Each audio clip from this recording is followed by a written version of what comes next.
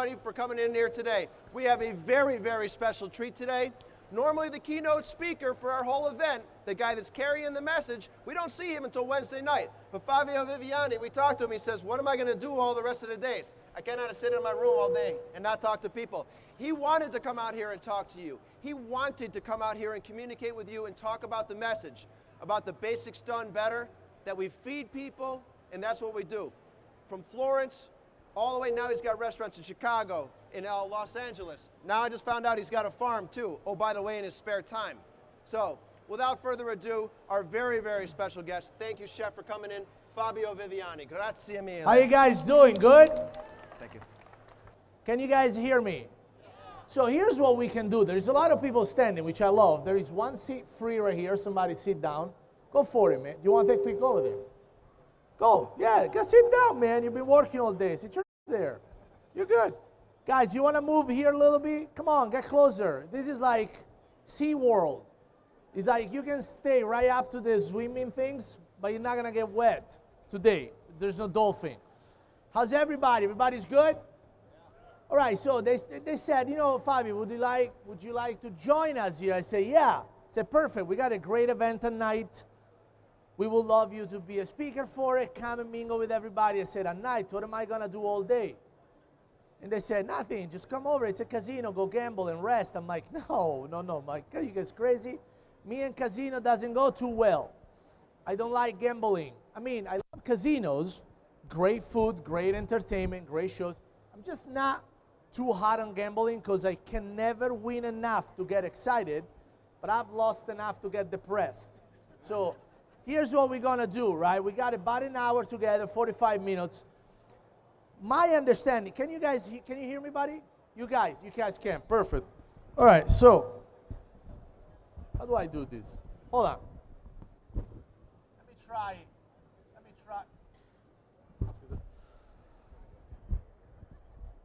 Maybe here. I gotta talk like this though. I'm gonna get a neck like sore. All right, here we go. So, you guys are all in business of restaurant and hospitality, right? Raise your hand if you are. 2, 3 of you. Whoever's everybody else, if only half of you are from the business. You're all in the business, right? So it's a business of people. We like to make people happy. We like to feed them. One thing that we figured out, I own and operate a lot of restaurants, right? We just opened number 11. We're going to open a few more this year. And everything started about 9 years ago when I first moved to the United States. You know, the goal was, I had few business in Italy, I had few restaurants there, but we couldn't grow too much because of the country. They just don't let you. Came into America, we figured out the more people you make happy, the better your business grows. And what we have figured out is that a lot of people in the industry, they were disconnected between the people we serve and who we are as a business people. Because the way we do things in restaurants are much different from the way that people do things at home. So they come to our restaurant, they enjoy our food, then they ask us for a recipe, and we give like a complicated version, chef-like, of what we do, and they go home and they're lost. And then they think the chefs are not nice people because they don't give recipes away. So here's what we're going to do today. We're going to gift you with a recipe that home cooks can do and produces result just like the restaurant business, all right? So everybody loves fresh pasta. Raise your hand. About right? Everybody, right? You know, I do a lot of fresh pasta in my restaurant. Thousands of pounds a day combined. So whatever my grandma used to do with the wells of flour, get a hole in the middle, get the eggs, that works if you're my grandma. Because she got some time on her hand. She loves it, you know, that's what she lives for, and God bless her. I got no time to do that. And if I want to eat pasta in my house, trust me, my wife hasn't touched the cookware in the last 7.5 years we're together. Why would she? Now, how do I tell my customer to go home and do like my grandma does? That's mind-boggling. It's time-consuming. Men won't do it. There is not a chance I can get a guy that I can hang out with to go home and get the wells of flour. Yeah, my does it once every 6 months. But why wouldn't you want to eat fresh pasta every day, right? So here's what we're going to do. We figured out a way to get the home cook to achieve result as much as I do in my restaurant, and they can get it done in 3 minutes, like seriously people, 3 minutes. With no headache, nothing. Of course, they don't have restaurant equipment.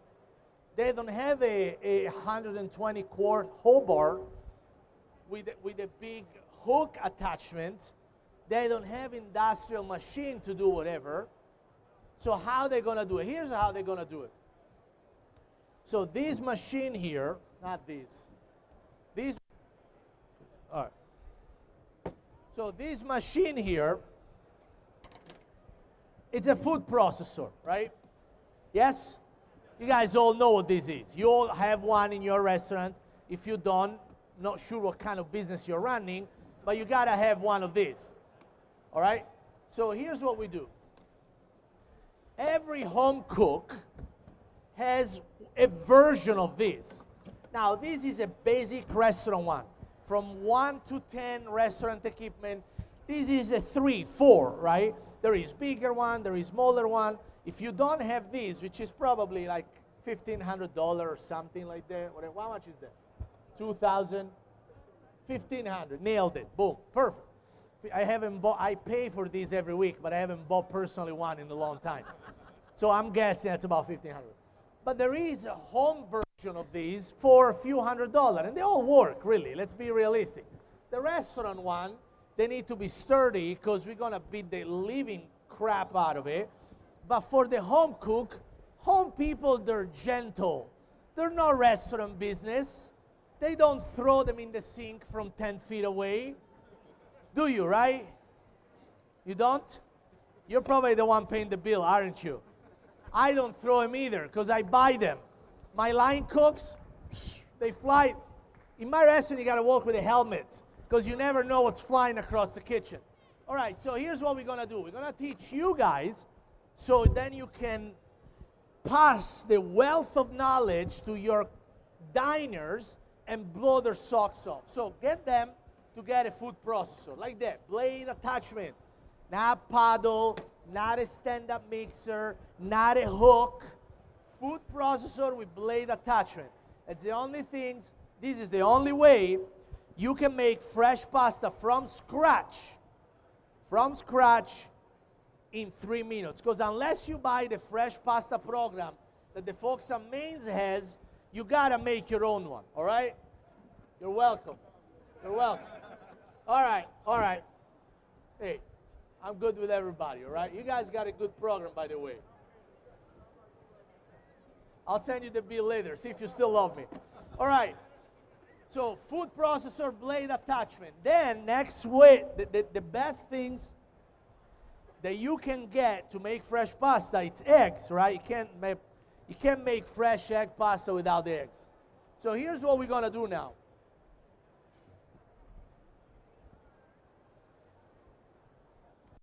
We're gonna get fresh eggs. We're gonna get flour. I got salt and pepper right here.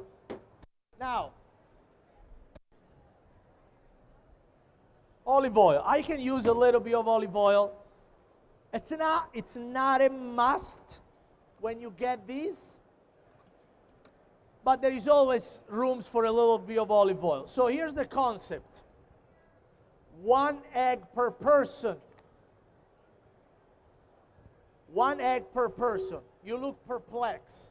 Why? Say it again. It's a lot of eggs. 1 egg it's a lot? 1 egg per person. Yeah, it's a lot of eggs. How many eggs do you have for breakfast? Half? What do you make? I'm sorry. If you make pasta for 10 people, you put 10 eggs at 1 egg per person, that would be correct. Now, I'm not a very good at math because I have an app for it. It's called Calculator on my phone. But yeah, 1 egg per person, 10 people, that sounds about right. Now, if you eat with Italian people, you might want to kick it up to 15 eggs. But where you come from? Brooklyn, so that's America, last time I checked. So why wouldn't you eat 1 whole egg by yourself? You don't know. You don't remember. I'm sorry. All right, we got to do this in a different way. All right, move this way. Move over there. All right, let me ask you a question. Did you have breakfast? When the last time you had breakfast? This morning. What did you eat for breakfast? Eggs. Eggs. So, America teaches me that whenever you say egg and you add an S, it's plural. So plural, it's gotta be at least 2, right? Right. So this morning you had 2 eggs all by yourself. Are you crazy? All right. And they weren't quail eggs. They were like chicken eggs, right?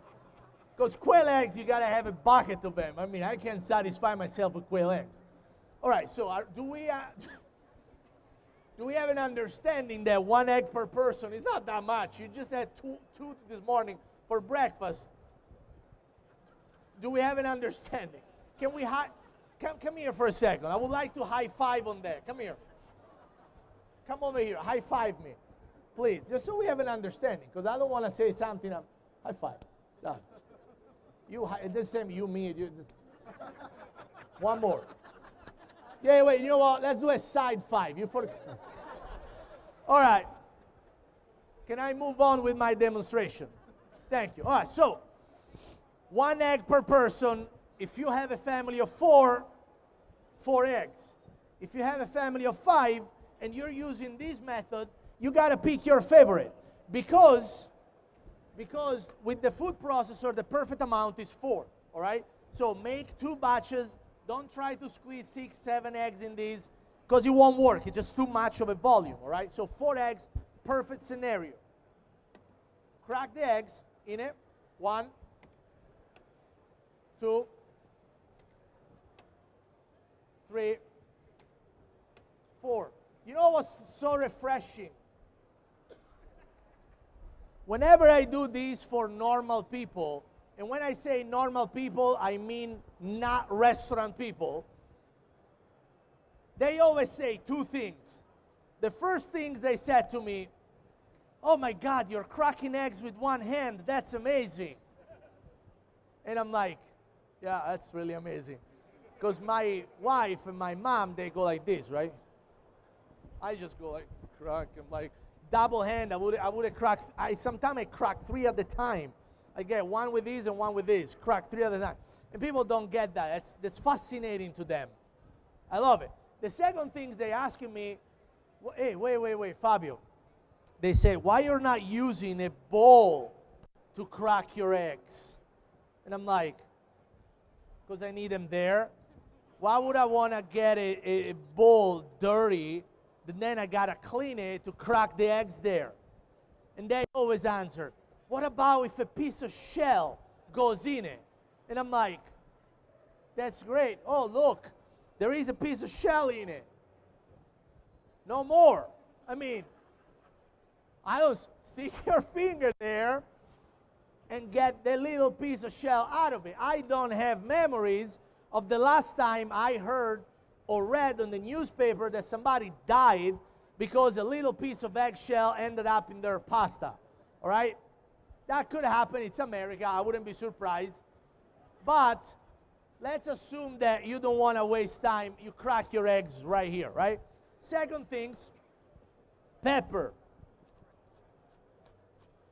Get a few cracks of pepper in, all right? Then, a pinch of salt. A pinch of salt is 3-finger pinch, like that. It's a good pinch. Don't pinch like Giada De Laurentiis does or Martha Stewart. They pinch like this. ain't Food Network, guys. Let's be realistic. We gotta season the food, all right? Don't pinch like this. Pinch like this. It's a good pinch of salt. We like seasoning, all right? Then we can add a little bit of olive oil, just a little bit. How much is that? I have no idea. I hate recipes. I hate recipe. Why would you want to get me all cut up with measuring stuff? I'm busy. I can't measure. I have wasted enough life in writing cookbooks full of measurement stuff for you guys. I'm not going to measure my own stuff, all right? I'm a painter. I'm painting here. I'm not measuring the ink and the paint. You just squeeze and use whatever you need, right? All right, so let's assume that I wasn't doing a demonstration right now, right? Let's assume that you're home, you got your dog there, you got your kids at school, college, your husband is at work, wife is at work, you're cooking, whatever it is. How much time would it take you to do this? 45 seconds maybe? What does that mean? You went like this. Yes, right? It's like 30 seconds. Crack 4 eggs, put a little bit of olive oil, salt, and pepper. Done. So here's go the first step to make fresh pasta my way. One finger technique. 1, 2, 3, 4. Boom. So here's what's happening right now. Everything inside here has mixed. And this part would have taken my grandmother 25 minutes. Plus all the flour on the table, her finger, kiss goodbye to your manicure. My grandma never did a manicure, so she didn't care about that, but I know that most of the ladies here have beautiful hands, and they have nails, and they have stuff on it, and it's the things that harden, so you don't have to do your nail every week. I get it. It's beautifying. I love it. But it's not pasta friendly. You can't stick your hand in pasta right now. So this is the way, all right? So now here's what we do. We get flour. How much flour? No clue. Meaning, I have a vague idea of how much flour is going to go in here, but I won't know until I look at it and it looks like pasta dough. All right, so let's get a tablespoon. That's a kind of a small tablespoon. It might be a dessert spoon, right? So let's get a dessert spoon in this case, and let's add the 15 Italian dessert spoon to it. So this is America. Check this out. Hold on. So this is how America measure. You have two options. You buy the measuring cups, and normally it looks like a ring with 65 scoop-like things attached to it. It looks like a keychain from a gatekeeper in a castle in France. It's like it's a big ring with a bunch of measuring cup attached to it, and it goes from 1/60th of a teaspoon to 16 cup. Like you ever need that. And it costs like $30, $40, the good one in metal. I know you guys are selling it. I'm not, sorry, that won't sell well after my demo. And you use them once a month, and you keep them in the kitchen cabinet with the other 75 things you have for measuring. You have the liquid measurement, you have you go things that go from 1/3 of a quart of an ounce to 3 buckets. And it takes a whole cabinet in your house and you never use it. Got a flash news for you. Spoon, it's all you need. All right? This is how we measure in America. 1 tablespoon in America. Ready? Hold on.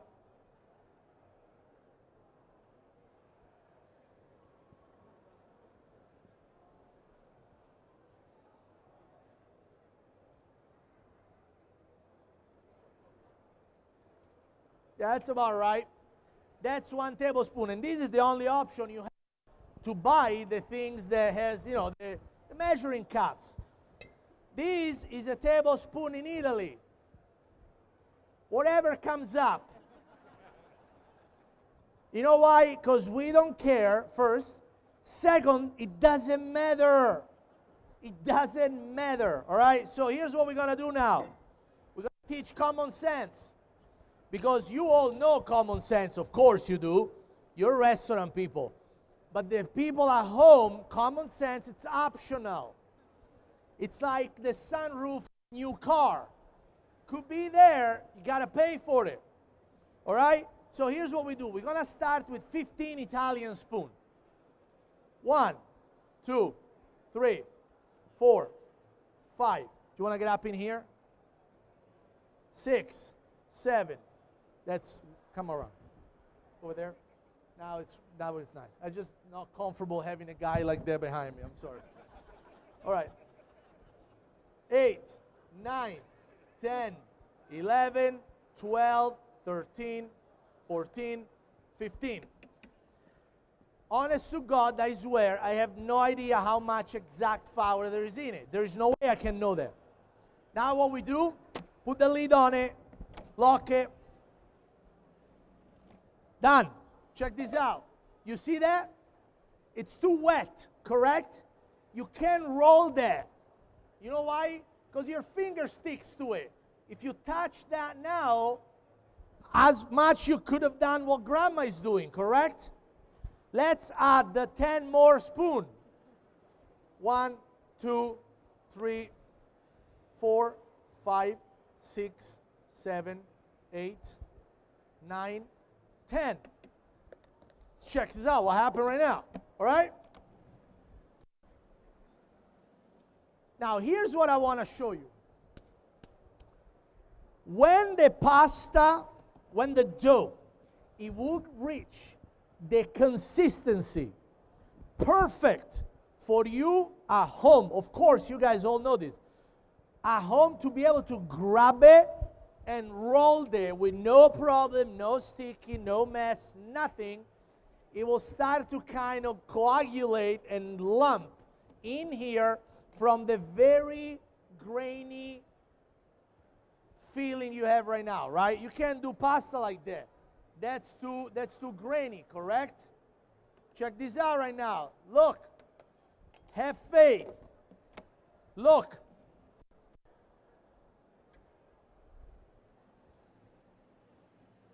You'll get there. We're getting grandma lesson in time management here. We're getting there, don't worry. I never disappoint. Now wait. You see that? That's pretty cool. Right?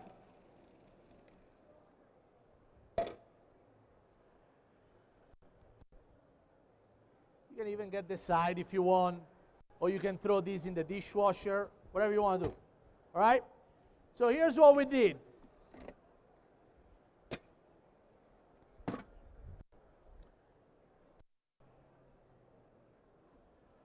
If you're home, think about this. They're coming to your restaurant. Here's what I do, right? Restaurant and small business always thrive to make their customer happy. Because if you make your customer happy, guess what?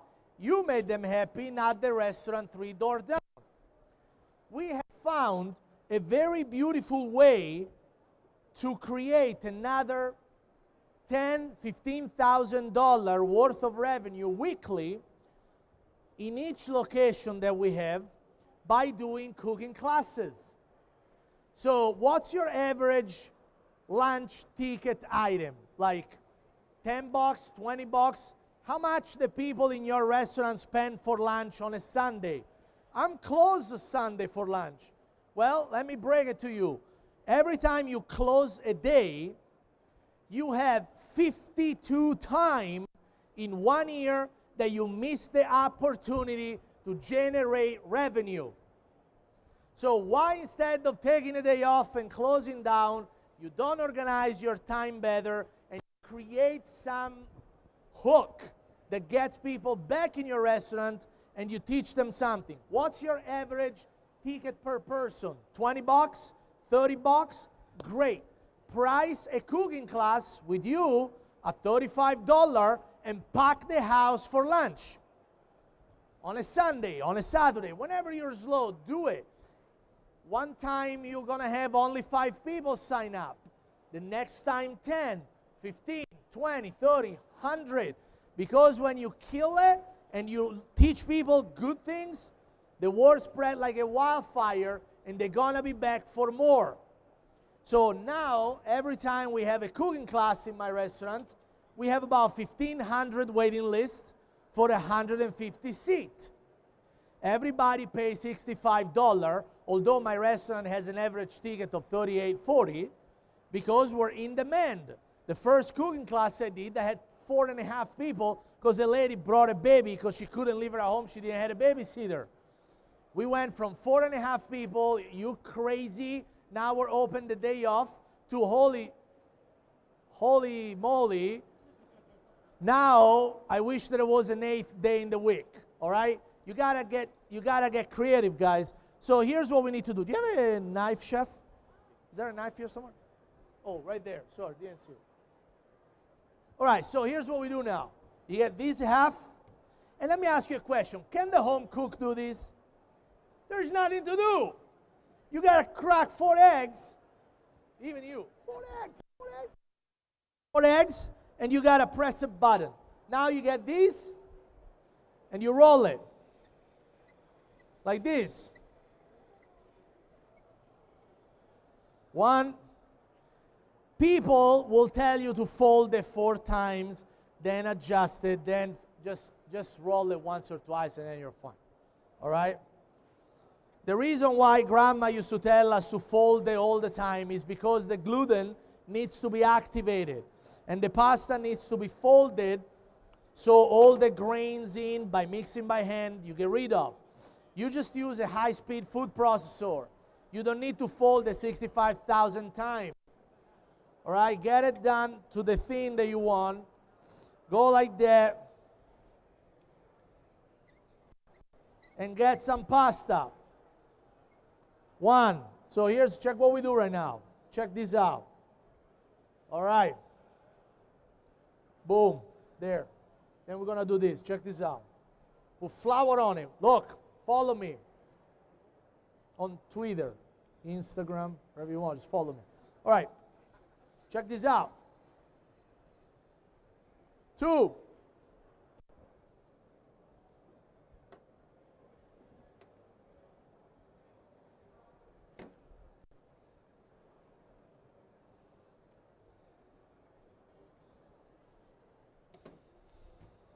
Now, check this out. Stay with me for 10 minutes, and then we're going to be done. Look. The reason why I folded twice is just to get the right sizing in here, right? That's the only reason.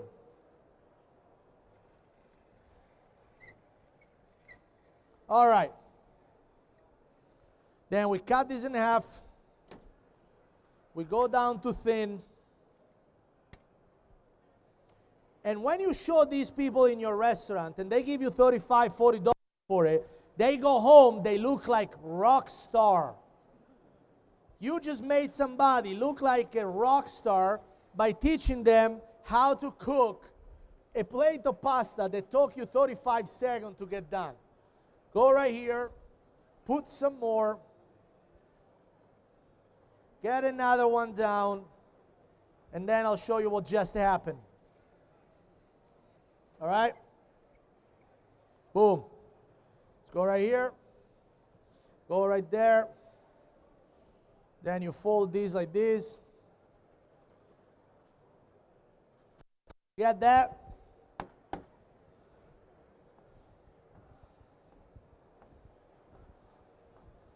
You just made pappardelle. Look at this. All right, so when you get a home cook, this excited, next time you're gonna teach him something, he's gonna bring 3 cousins, 2 grandma, her sister, her best friend, because it's going to be like a revelation, all right? So here's what we're going to do.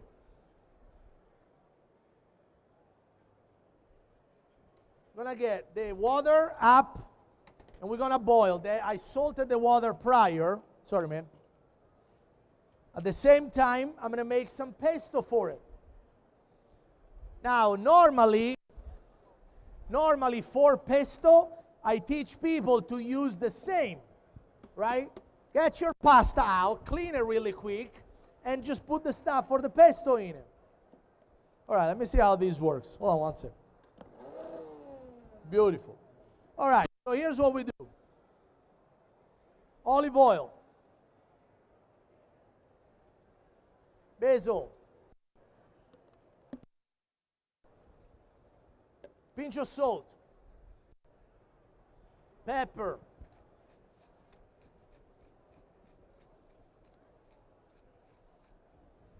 Pine nuts.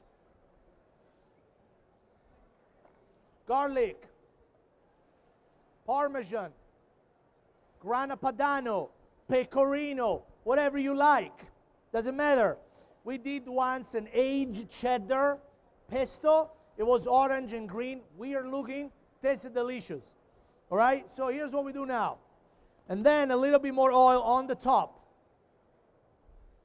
All right?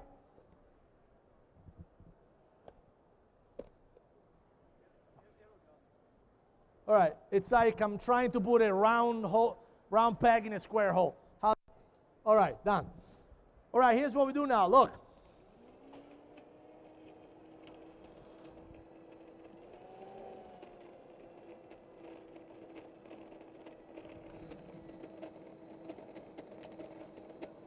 You'll get there. That's why sometimes I do it with a food processor, because it's a little bit faster, and you don't need to do as much, all right? All right.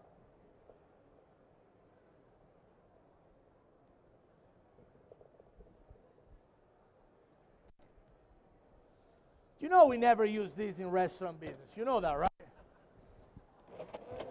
Come on. Do not try these at home like this.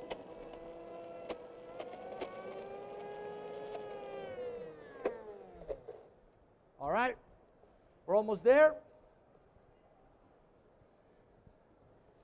Now, my pesto, it's a combination of smooth and chunky. I like some pieces of stuff in it, right? So now I'm going to throw my pasta in the water. Please don't throw oil in the pasta. Please don't do that. Don't waste olive oil to make sure that your pasta doesn't stick. Pay attention. All right? Please.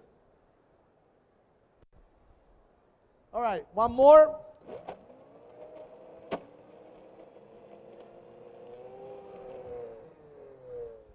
Fantastic. So here's what we do now. Bowl and plate. Here's what you gotta tell your home guys. Don't cook pesto. What is wrong with you? Sometimes I go in restaurant, you know what they do? I just want to smack them in the neck. You know what they do? They get a saute pan with pesto, then they put cream on it, and they turn it on. Then they cook the pasta and they saute the pesto on the fire with the pasta. Go to Italy. Can't do that, man. Here's what you need to do. Get a good amount of pesto. Half pine nuts are still whole, and there is some basil leaf inside. Yes, that's what pesto look like. If it look like baby food, you should be either a baby or a mother feeding the baby. That's the only excuse when you can have, as a professional, baby food in front of you. Get these. Mix your pasta. Only a few minutes. You don't need a lot of time.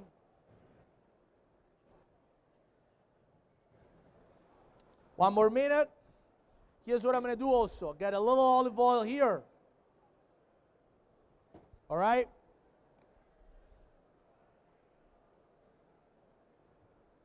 Oh, I got it. I'll use these to serve and just put it there. Boom. Woo. All right. So here's what we do. Normally, you would tell people to get the colander out of it, and let's make sure that whenever you get rid of pasta water, don't throw pasta water away. Save it. You gotta make broth. You gotta make stock. Have you ever tried to make a stock or a broth? If you're in a restaurant business with the pasta water that you have at night, all you gotta do is to skim the top with all the semolina from the fresh flour and the fresh pasta that you have, and take some of the oil out. If you pre-cook penne or whatever whatever dry pasta you pre-cook, the pasta water is full of starches and nutrients. It's like a half-made broth.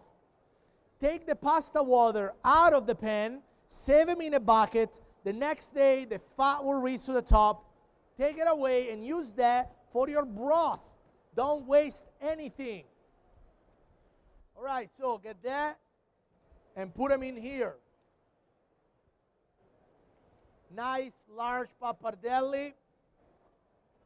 Sometimes it's fun to me. Sometimes I go to menu and I see fettuccine and I see them this thin. Or I see pappardelle and I see them like a third of an inch thick. Pappardelle is a big slab like this, like inch and a half. And they're thick, they're not thin. All right, so here's what we do. This is not my fault. What happened, Chief? So this is the only way to season with pesto. Any other way doesn't work, guys. Not because I said so, but because the people that go to Italy and teach us how to make pesto, that's what they said so. Look at this. It's green, it's bright. The oil is reacting to the heat of the water, and it's getting the consistency nice and smooth. This is a good looking plate of pesto. Some of the pine nuts are whole. There is still like half cloves of garlic. And then there is some Parmesan on it, like that.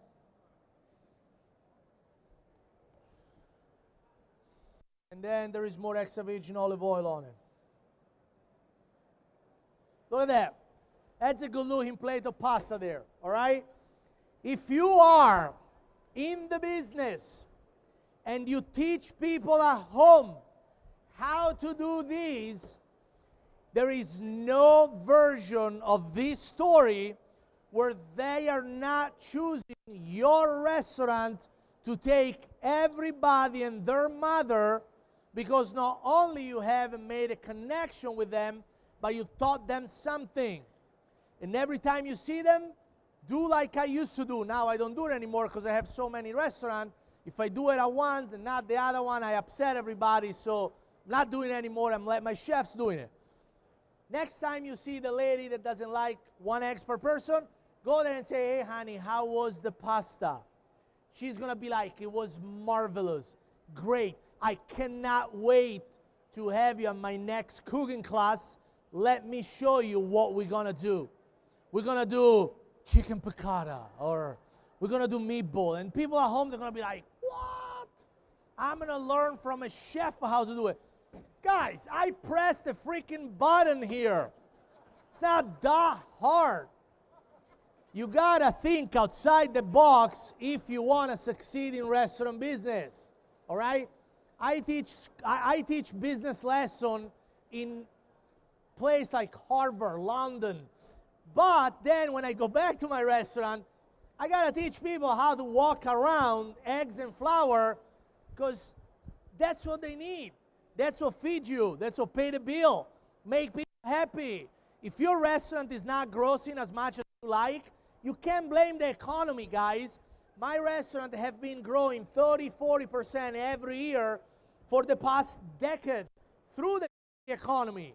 Do you know why? Because we were the one to choose among everybody else. Because if you have value and you care, you're gonna make the difference.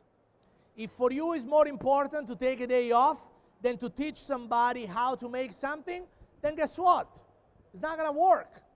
But if you really care about your customer, they're gonna pay you tenfold. That's the reality. Thank you, guys. So here's the deal. We have a few more minutes. I don't want to cut it short. It's just a very simple demo. Do you have any questions? I would love some questions. Yes, sir. I have, unfortunately, I can't hear you. So louder or closer? Just a quick question about the pasta holding it, and or I guess my question is, if you're cooking it or if you're making it ahead of time for a restaurant, You can't. Why would you? why? Because I'm only the why? Because I'm the only cook there, and I can't. So all right, hold on. Yeah. What I would like for you to understand is that with all due respect for whatever situation you have, I will give you the answer that has been proven to work the most in the long run, because you're asking me what's the best way to hold it if you cook it ahead. No, I'm sorry. I'm not- sorry then. No, Please. I'm sorry. I didn't mean cooking it ahead. I mean storage-wise for the pasta dough before I cut it and cook it. No, you can't store pasta dough. Once you have pasta dough, you have to cut it, shape it, and then you can store it. You can store it wherever you want. If you add a little bit, of citric acid to your pasta dough, it will not turn black Okay. without changing anything to the flavor, right? Right. Then, if you're the only cook in the kitchen, you want to think about a good freezer.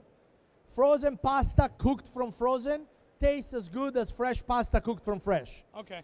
Don't pre-cook your pasta.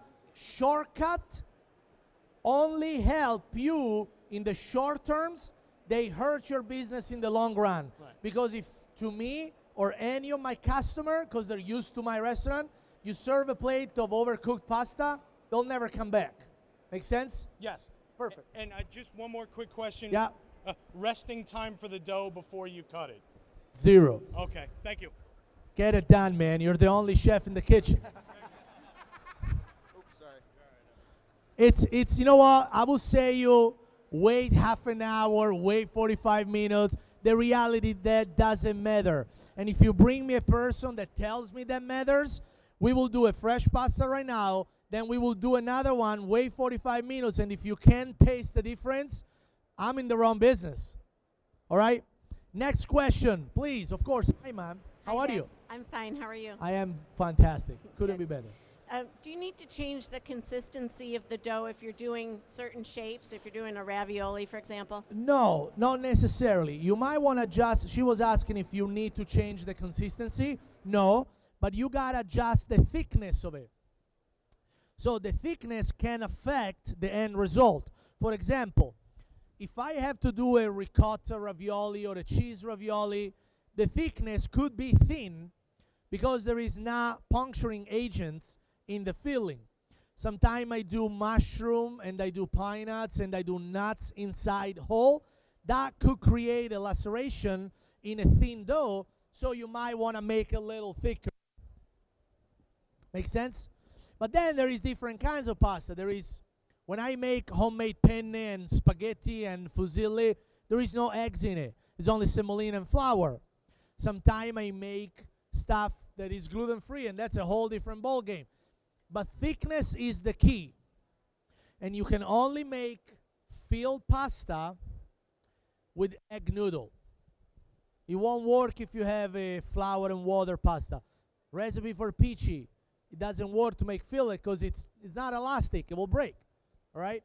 Next question. Come on, give me some question, guys. I love Q&As. Go for it. Sir, you got a question here. Chef, how are you? I'll get right back to you, sir. I'm good, man. How are you? Good. What about flavored pastas? What if you wanted to incorporate some herbs or Great. perhaps some squash into the Yeah. pasta So dough there is itself? two train of thoughts for that.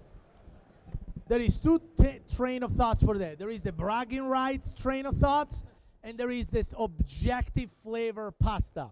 All right. Sometimes I make fresh pasta with sun-dried tomato. So I replace part of the eggs with pureed homemade sun-dried tomato. The pasta is flavorful. Sometimes I make zucchini blossom pasta, and I chop zucchini blossom and put them in the pasta. The pasta doesn't taste like zucchini blossom. It tastes like fresh pasta with pieces of zucchini blossom in. So that's marketing, it's not flavor. I have zucchini blossom pasta. That's great. Tastes like regular pasta with zucchini blossom inside.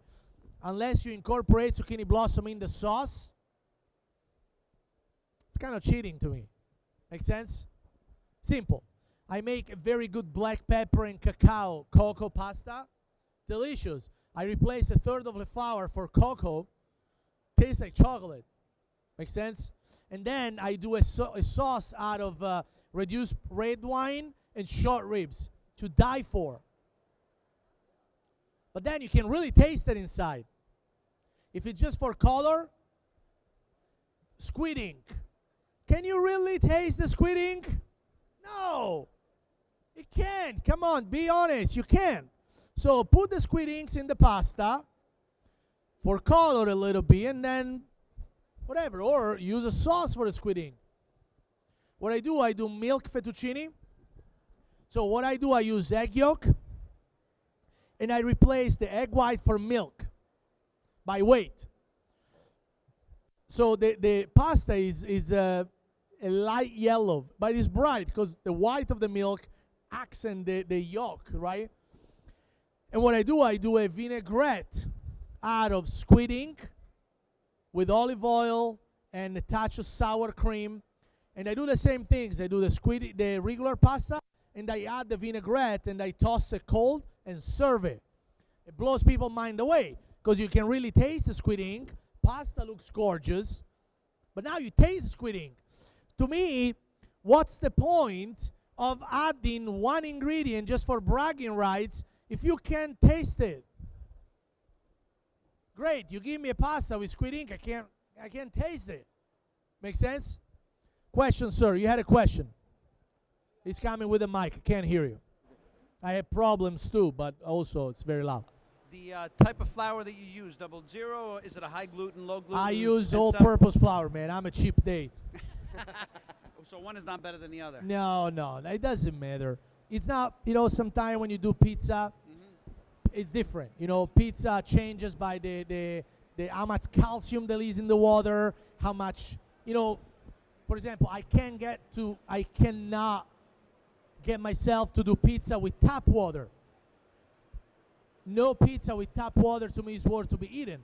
I have to buy a water jug of distilled or purified water, because the way that they make you drink tap water is by adding chlorine to it.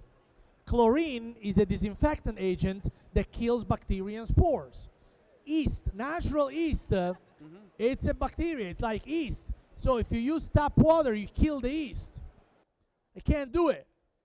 So for pizza making, flour does change. High gluten, Manitoba, 00, that changes a lot. But for pasta, not really. Semolina either. I personally don't use semolina. It takes longer to cook. It doesn't improve flavor, little bit to none, and it's a little bit higher maintenance process. And I produce 1,000 pound over, like, I don't know how many 1,000 pound of pasta I do for my restaurant, so I find it easier to use regular flour, and my pasta is excellent. So, Do you wholesale your pasta? say it again? Do you wholesale your pasta? I wholesale my pasta is not under my name because I rather pick money over bragging rights. So I license my recipe to few manufacturer, and I get royalty. I don't even know who they sell it to, but I'm sure those places have great pasta. I specifically ask them not to tell me, because for me, pasta is like a baby, right? I don't want to know where my pasta goes, because if I don't like the rest of the menu, I may have an opinion about it. So I don't want to know. I just get a check. But my name is not there. So is it good for resale? Absolutely. It's working very well. Any other question? Come on. Question. I cannot believe you don't have question. All right, come on. Yes, ma'am. Thank you. Hi. With having multiple locations, how do you keep the culture, enthusiasm, and educate your customers? Like you said, you used to go personally to the table. How do you keep that up in multiple locations? It's a good question. That's how I make half of my living. It's by teaching restaurateur and hospitality people on how to scale by keeping the story. You know, it's all about the storytelling. It's about the mentality. It's about the passion and the culture. And sometimes as you scale, you lose that because you dilute yourself. So the secret is not to dilute too much, too fast, and make sure that your delegation is as good as your control system. The fact that we are going to be in business together and you're telling me that everything we worked for, it will be replied precisely, I don't believe you. And not because I don't trust you, because without trust there is no growth, but because my system allowed average people to achieve great result. This doesn't mean you're average. Maybe expanding with you, it will be effortless. I have 11 restaurants now, and we're opening 4 more before the end of the year. And then we're expanding in Dubai, go back to London, Italy. We're doing a lot of stuff. It's hard work. The biggest lie I've ever heard in restaurant business, well, I heard few, but one of them is your first restaurant is going to be really hard, but your second restaurant, it's easy. That's easier. I don't know what they were talking about, because until I had 3, 4, I thought I was going to shoot myself. I honestly contemplating suicide for different reasons. The money's not enough. I got the debt at the door. You know, you can push people just so much. And the only way I figured that out is that by creating culture and infrastructure. Every chef in my restaurant is a business partner. Every general manager is a business partner. I pay, they get equity, but they gotta rule by the same principle of my company. So we both gain. I give you the chance to get a piece in a company that is making a lot of money, but you gotta give me the chance to broadcast the message and grow, otherwise we're both wasting time. I have lost few people in the process. I've gained few other. You know, sometimes, unfortunately, this business is the best and the worst at the same time. The best, if you are me and you have my system, I failed. I've closed a couple of restaurants, but there is no shame in that because it's a business. If the business doesn't make money, it's a hobby. If you want a hobby, go fishing. If you're losing money every month and after 6 months, 2 things hasn't happened. A, you figured out how to stop bleeding, or B, you're shutting it down. Sorry, don't take offense, but you're a moron. You are, because that's the reality. You're losing money for a hobby. It doesn't make you money, and the definition of insanity is keep doing what you're doing and obtaining the same result. Why would you? Fix it. If you don't know how to fix it, you're in the wrong business, shut it down. Don't blame the economy. Don't blame the time in history. Don't blame your chef. Because if your chef is not up to make good food, why still there? Get rid of him and get a better one. You can't blame your accountant. You can blame your server. And they're still there, right? The fish, in Italy we say the fish stinks from the head. Meaning, if anything goes wrong in your restaurant and you're the owner, it's your fault. Don't blame the chef. Don't blame the server. Take responsibility or shut it down. Now, there is a silver lining in it. I come in and I take over for a little money and I win because I got a good system and now we can be partner. But you got to listen. And this is why this industry is horrible, because the business industry is an industry where If you have some cash saved from your previous job and your mother makes great lasagna, you feel entitled that all of a sudden you can open a restaurant. And that's why 90% of the business doesn't survive the first 3 years. Make sense? But it's also a beautiful place because you can't fool everybody. You can't fool everybody.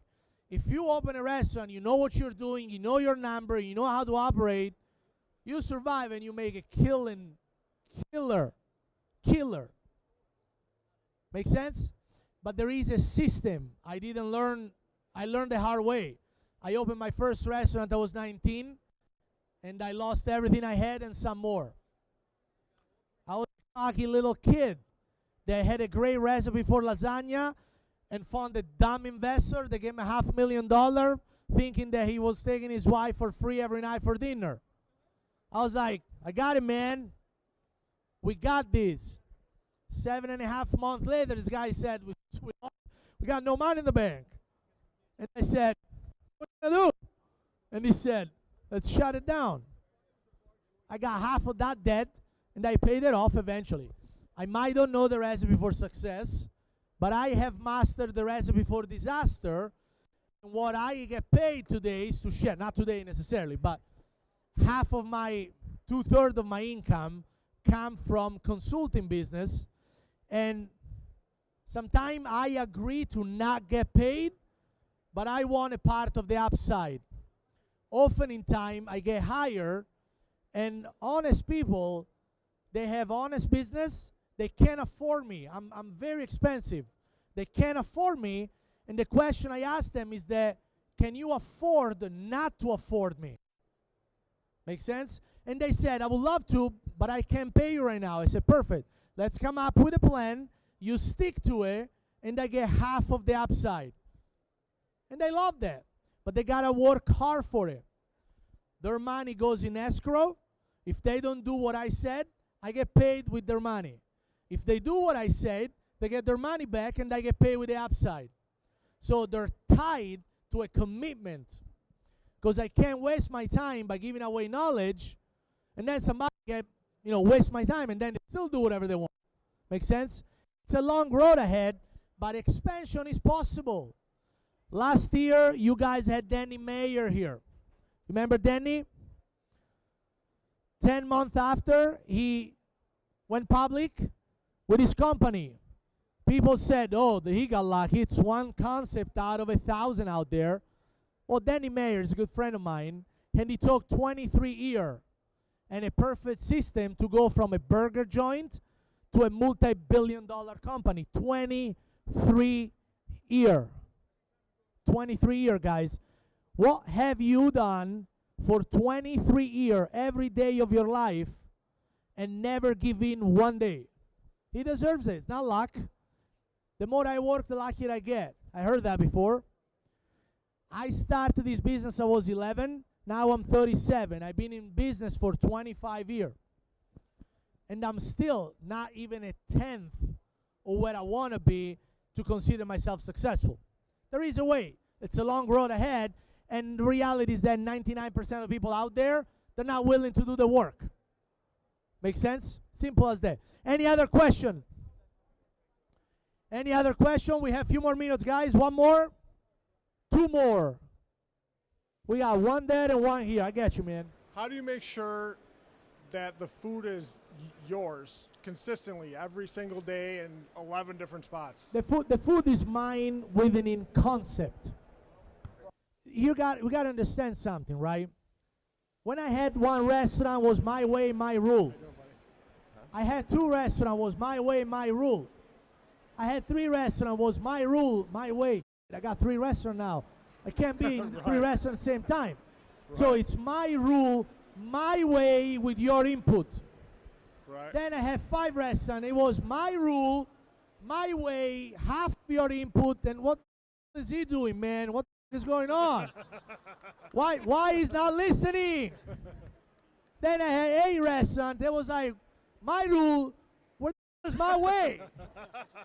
So we compromise. And my rule, my principle, bread in-house, pasta in-house, 24/7 open for preparation.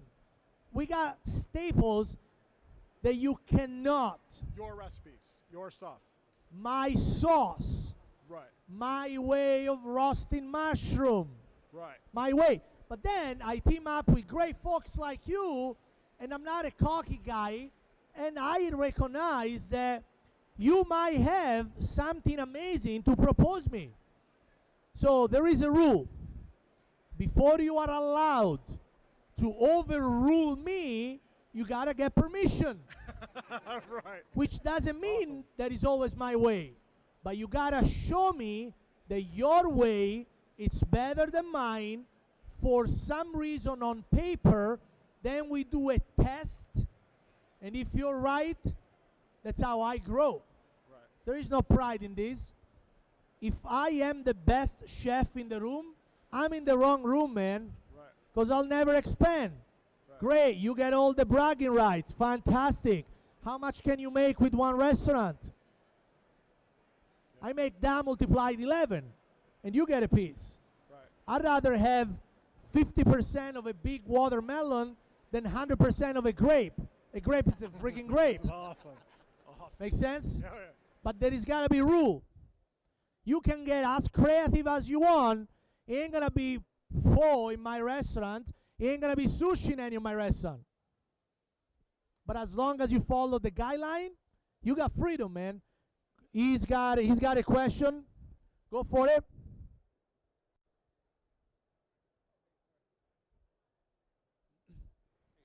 My question to you is, I heard you talking about how you have a farm that you're in the works on. It's a farm, it's a big word. Oh. I have a land, and half of them is wheat, coyotes, and chicken dine every week because there is coyotes and I haven't figured it out yet. Okay, well, my question was going to be, we have almost a full acre heirloom vegetable garden. We grow all of our own microgreens Yeah. for garnish on That's property. fantastic. What would be the best way to kind of get the word out to everybody, to let them know just how Awesome you are. great that is? All right, just the so- whole system of that. You're ready for the answer, though? You sure? It's you work together, your wife, your business partner? Your wife. All right, do you guys work together? No, do you have a restaurant? You're a chef, and it's your restaurant.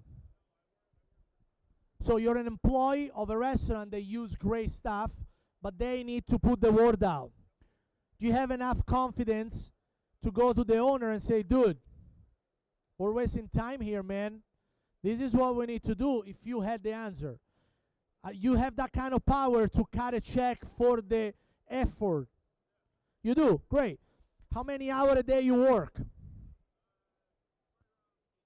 18 hours a day. So 18 hours a day, you got your hands tied. How big? The owner of your restaurant has only one restaurant, right?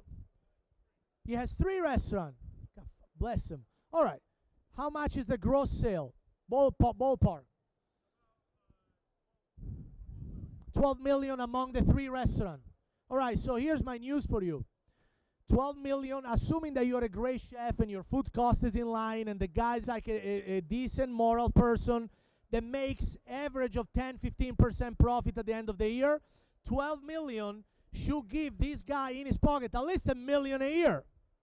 If this guy doesn't spend 50 grand a year to broadcast that message, something is not good in his head, because he loved to get the cash, but he doesn't have the guts to invest for growth. So somebody's got to break the news to him. It ain't gonna last forever, because if you have a farm, the guy next to you can have one too. And if you don't take care of your customer, somebody else will come and will. Make sense? 15% of every dollar I make, 15% goes back in broadcasting the message on how good we are. My personal PR, just the Fabio Viviani one, not the restaurant. The restaurant, they have their own one. Just the Fabio Viviani message, it cost me 300 grand a year. PR, marketing, which doesn't mean that you gotta hire your local PR and waste your money in stupid marketing, paying somebody retainer. But you gotta find creative way to broadcast the message out there within 50 miles of your community. And I will be happy to advise you. It's only cost you $5,000 an hour. Be great. Any other question, guys? But that's the way you do it, man. You got to invest money. That's the only way. Because you don't own a newspaper. You're not a rock star. So the reality is that you got to pay to be out there. But that's money well spent. Because the return of investment, it's unlimited. Think about it, right? But it doesn't have to be expensive. I mean, I'm expensive, but it doesn't have to be. Because the reality is that there is ways you can do it. Servers, changing the way you phrase the menu. Make sure that every server in your restaurant talks about it. Get people excited. You got great partner with the mains folks. You got great partner. They have their own farm. So do a partnership with them in a way that they can supply you what you don't grow, so the message is organically brought out there. There is 1,000 ways to do it. They all come down to the bottom line. How much you're willing to pay for it. We're good? So good, Chef. All right, guys. Thank you very much. We're going to see you tonight. There is something happening tonight. Yep, well, yeah. Oh, there's a little something happening tonight. We're going to be out there at Exit 33 for the big party. Chef Fabio is going to be hanging around the gig tonight. Yeah. Yep. We're high-fiving tonight. High-fiving. Bring your cameras. Make sure your cell phones are charged, right? Because maybe if you get I lucky. do great selfies. There you go. And also, don't forget, tomorrow at 1 p.m., we're going to be back here. We're going to be doing some gnocchi and some other stuff. We're also going to be getting some more business tips. Chef, thank you very, very much. Thank you, guys. Appreciate your time. Thank you for having me. Appreciate it. Bye. Grazie mille.